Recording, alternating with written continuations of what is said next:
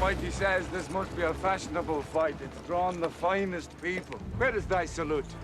For presenting yourselves on this battlefield. I give you thanks. This is our army. To join it, you give homage. I give homage to Scotland. And if this is your army, why does it go? We didn't come here to fight for them.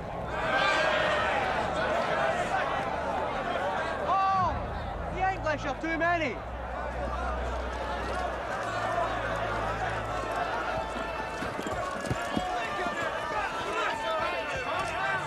Sons of Scotland, I am William Wallace. William Wallace is 7 feet tall. Yes, I've heard. He kills men by the hundred.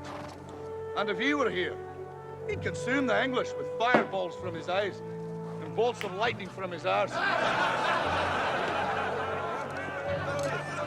am William Wallace.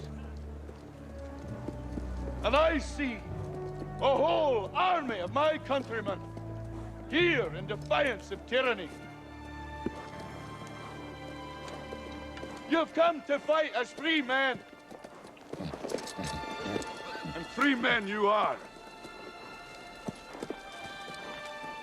What will you do with that freedom? Will you fight? Fight against that? No!